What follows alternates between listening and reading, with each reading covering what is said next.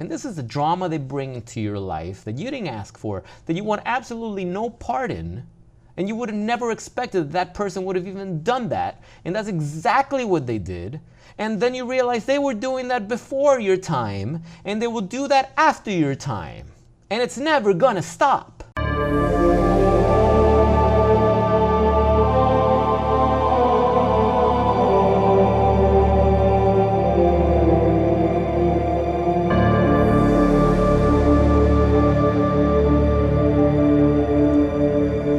Hello there.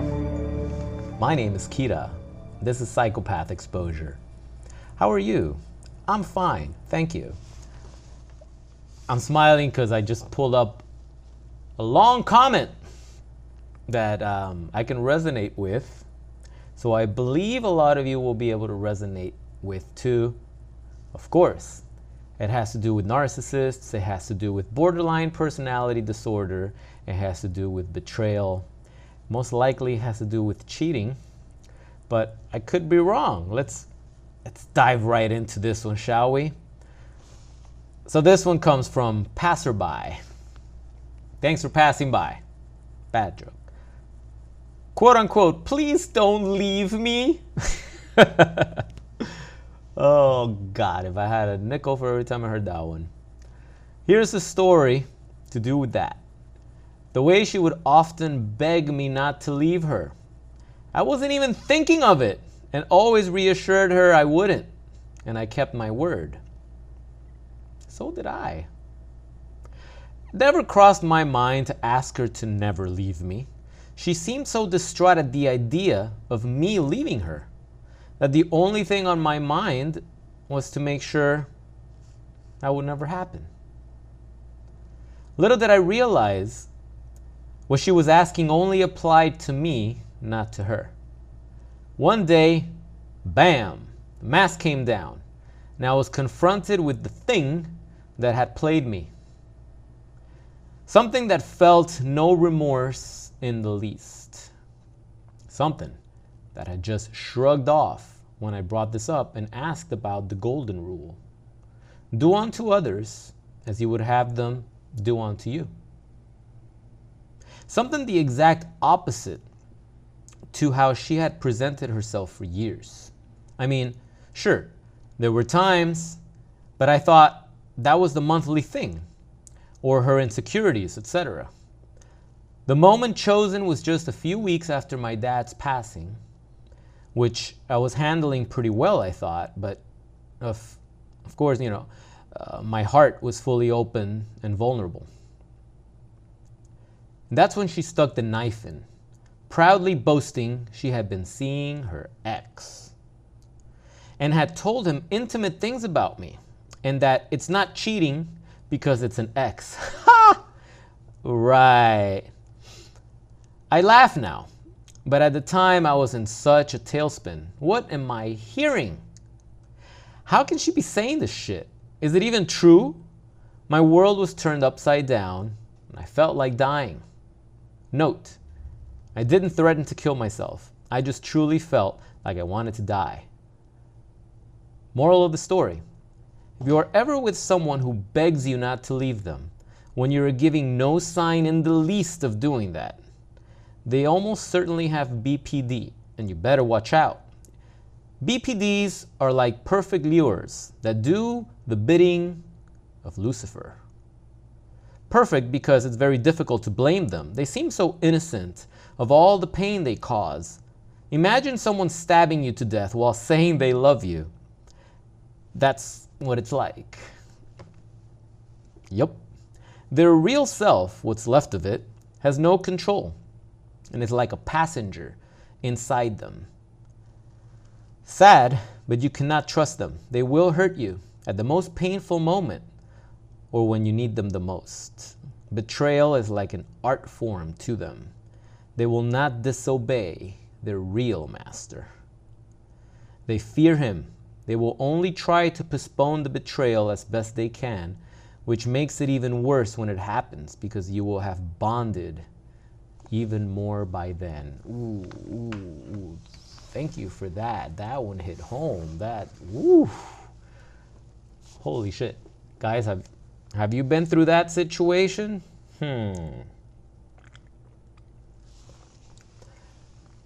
Let me tell you how many times I heard the hysterical cries of, please don't leave me, I will die without you. Meanwhile, they had just banged the new supply, or whatever you want to call it. And they were in a relationship with somebody else, already in a relationship with me. Please don't leave me. Why am I such a fuck up? Well, maybe because you keep doing the same shit over and over and over again. Yeah, it's almost like if they are a passenger in this ride they have no control of. And I'm not going, no, they're not off the hook. Sorry, I'm not off the hook. I don't care if they're possessed. They're not off the hook. They did it. They did it to you. Sometimes I say they did it for you, so you can get the heck out of Dodge and find yourself a real woman, right? But nonetheless, they did it. And they did it again, and they did it again. And yet they were terrified at the idea of you leaving them. Oh, how convenient. Why would you think they're doing anything bad behind your back when your partner is terrified that you're going to leave them or abandon them? Maybe they're doing something that deserves for you to leave them. Maybe they're doing something that deserves an abandonment. Maybe their conscience, believe it or not, some of these disordered fucks actually have some sort of a conscience at some point or another, when it's convenient or not.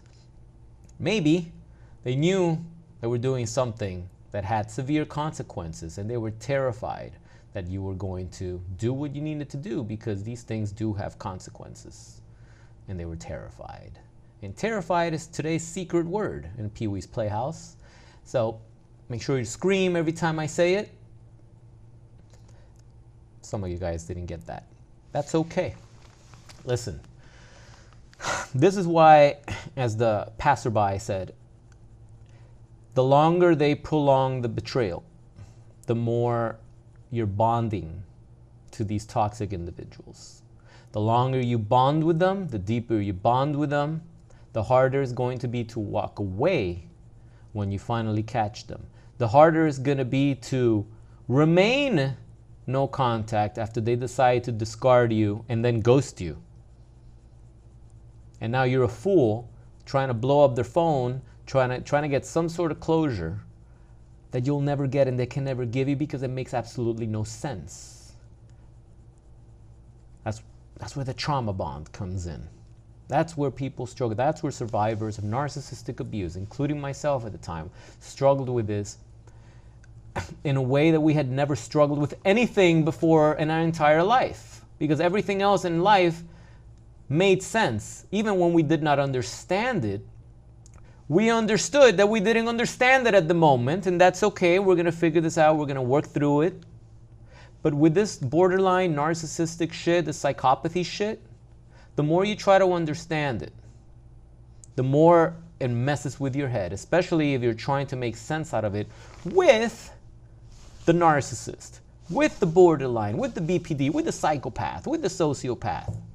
You're trying to make sense out of this with the person that's coming up with the elaborate plan to live a double life and do shit behind your back and abuse and cheat and lie. That's the person you're trying to make sense with. No wonder it doesn't make sense. No wonder it drives you crazy, because the person that you're supposed to trust, the person that you give your unconditional love, your unconditional trust, the person you think is just being honest, the last person you would suspect, the person that you're raising children with, the person that is your spouse, that you're raising a family, that you're building a future with, that's the last person you're going to worry about. And that's the very same person that's doing all of this shit, that's orchestrating this abusive behavior and luring other people into your life.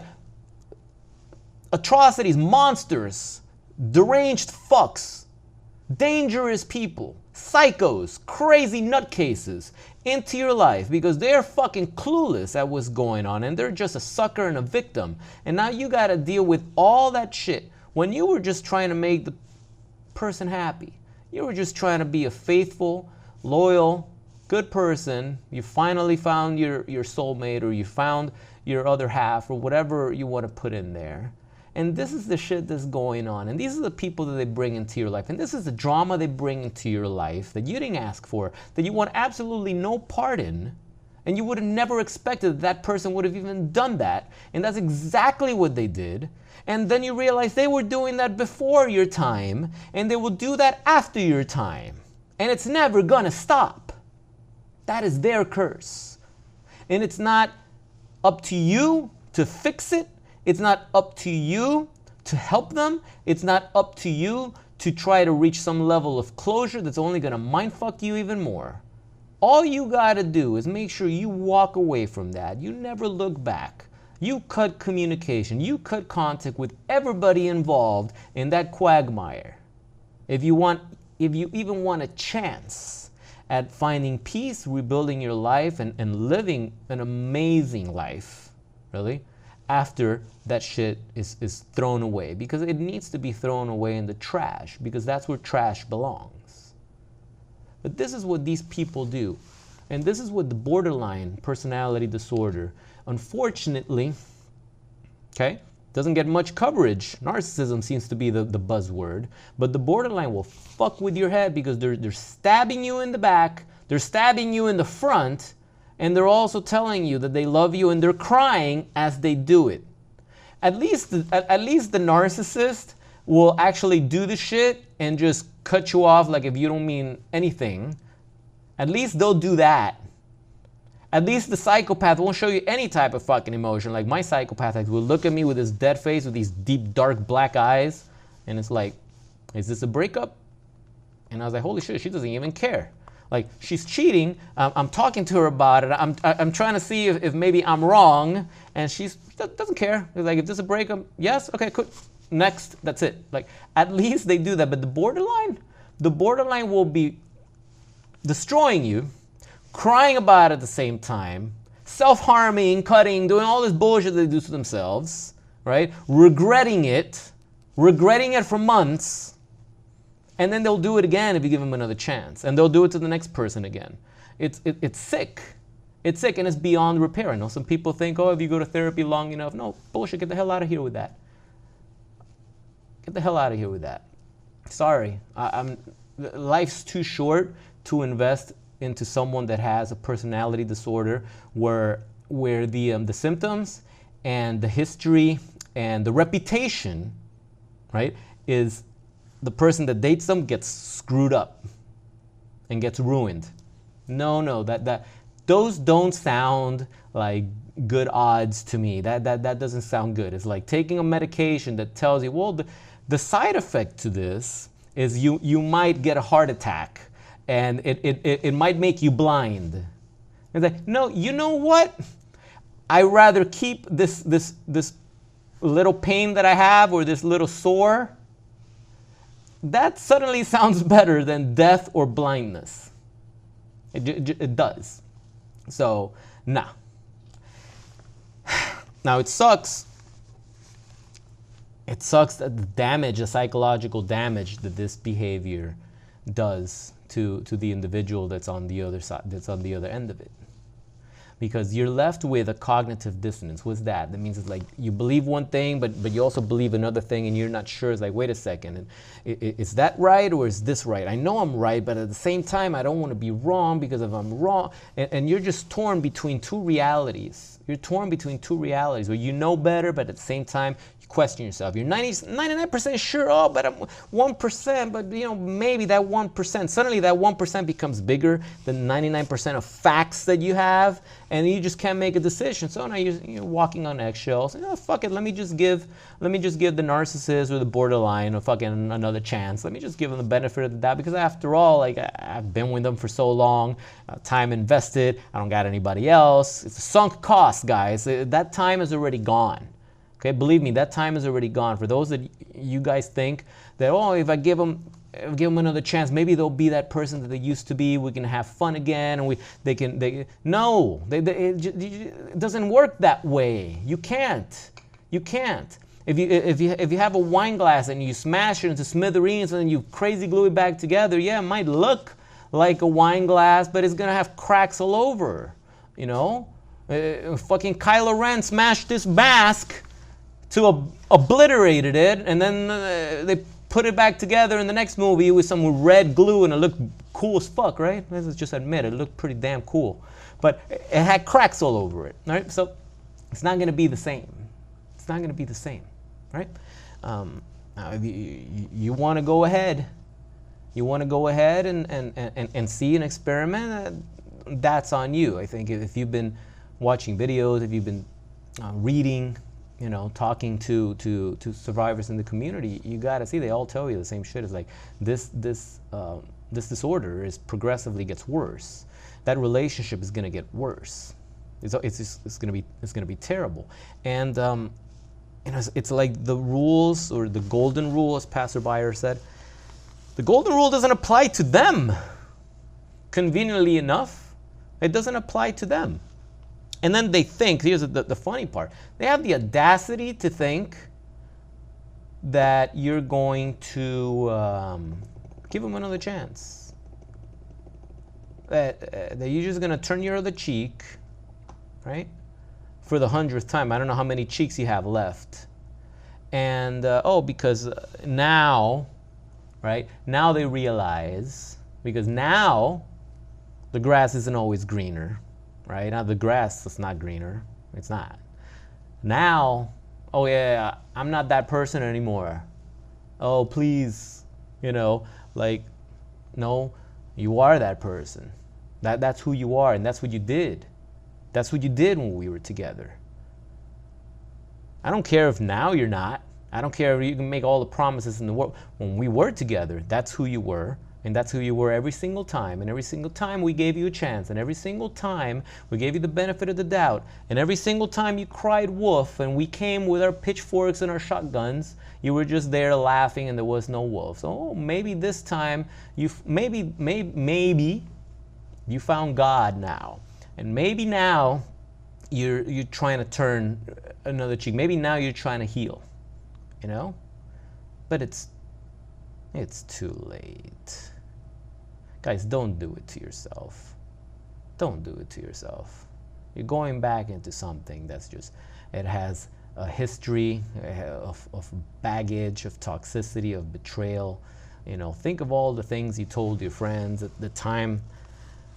You kept your friends on the phone listening to you rant, and the madness. Most of your friends turned their back on you because they didn't want to hear it anymore.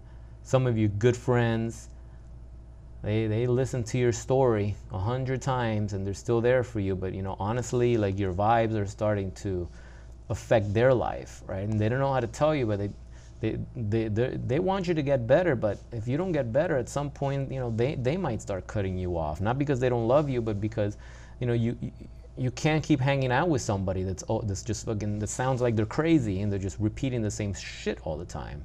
Who the hell wants to hang out with somebody like that?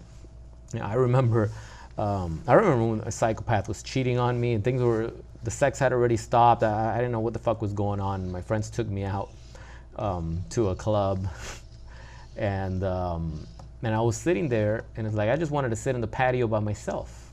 I was boring. I wasn't the fun guy that would be dancing and having a crowd and fucking dancing in the circle and doing all the shit. No, it's like, now I wanted to be isolated in my own corner. I was just such a downer, right? Who wants to hang out with somebody like that? I wouldn't. But that's what happens. That's what happens. So if you find yourself in that situation, you got to really ask yourself, are you happy? Is this worth the fight? What do you think? What do you think you're going to get out of prolonging this, prolonging the inevitable? Either they're just going to dump your ass at some point, right? Either they're finally just going to dump your ass, or they're going to do shit so bad that you're going to have no choice but to break up with them. And it's like, hey, little did you know, they didn't even consider you as their partner anymore. They were already in another relationship. They were already engaged to somebody else. You think you're ending it now. You've been in the dark for so long. They have no respect for you at that point. Because it's like, you were too dumb to realize this. Nope. It's not that we were too dumb, so we were under that fucking spell, huh? We were under that spell, that trauma bond. We were under that, the fog, whatever, our own insecurities, our own fears. There's a lot of shit. But thanks for sending that comment in, because I will never forget those words. Please don't leave me. I wasn't planning on it. I wasn't planning on leaving you. I wasn't the plan. I wasn't the deal. But you did this to yourself. That's how you have to frame this. Because I know a lot of you guys have conversations in the bathroom, in the shower, in the car. Ruminate, right? Rumination, woo, you have that conversation back and forth. This is what you gotta talk to that mirror like if you're talking to the narcissist. You look it in the eye. You say what you need to say. You can rehearse it. You can say it 100 times.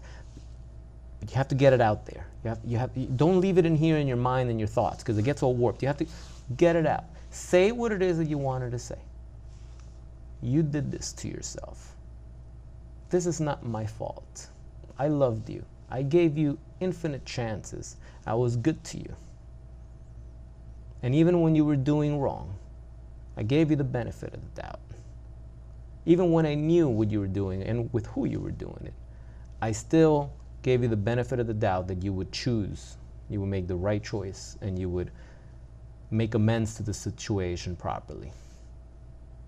Do not accept the blame that the narcissist projects onto you. Do not accept the blame. They're very good at it.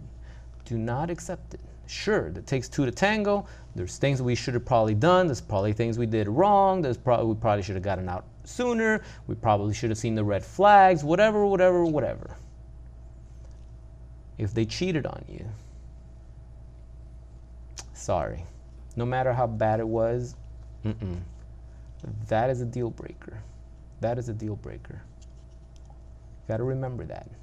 Okay, so next time you guys are having those hours of rumination, start talking out loud as if you're talking to your abuser, and say what you need to say with conviction. Get used to doing that. If you can't do that, you want to start writing on your journal. Start writing on your journal. Get that out of your head.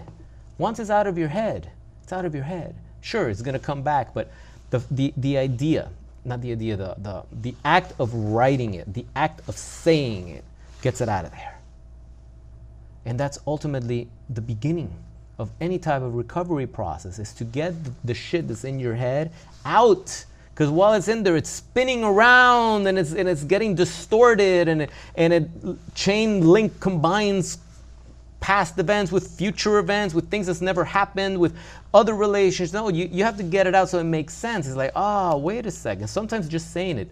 I speak to so many people, survivors of narcissist abuse, and when they start telling me their story, they're like, you know what, Kita?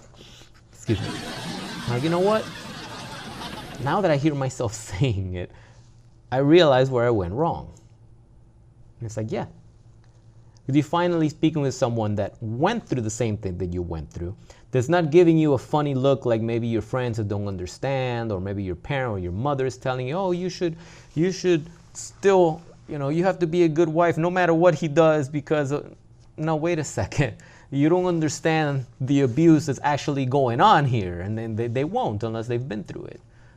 So you say the stuff and you're like, damn it, you know what? Now that I hear myself saying it, what was I thinking? Oh man, now I got some clarity. Yeah, write the shit down. You'll see the stuff that you write and you're like, whoa, I sound like a crazy person, but that makes perfect sense. When people write pros and cons lists, it helps with decision making, because you see all these pros and then you see all the list of cons, and it's like, whoa, wait a second, but hold on a second, that's like 17 cons that are directly going to affect my life, my finances, my health, my security. And the pros are just instant gratification and pleasure. No, thank you, wait a second. Now I can see clearly. But when you have it in your head, it's being influenced by your emotions and all these stimulations and temptations. Got to get it out. Got to get it out. All right. So sound off in the comments. If you guys want to leave some comments as if you're talking to the narcissist, I welcome that. I welcome that. Speak in that first person. You're talking directly to the narcissist. What is it that you wanted to tell them that you didn't get a chance to say? Say it. Say it, and I'll read some of the best ones. I'll make a compilation, and we'll all read and laugh about them together. All right? So thanks for watching to the end. Thanks for sending that comment. It was a powerful comment. If you guys want to work directly with me on my private coaching program, I have a link below in the description. Click on that so you can get more information, and we can work together to help you navigate out of this nightmare and put together a plan to help you rebuild your life and to start moving forward and eliminating this toxicity and trauma out of your life. So that's all I got. My name is Kita. It's a Psychopath Exposure. Remember to drop a like on the video if you liked it. And I'll see you guys in the next video. Be good, take care, stay strong. See you next time. Bye.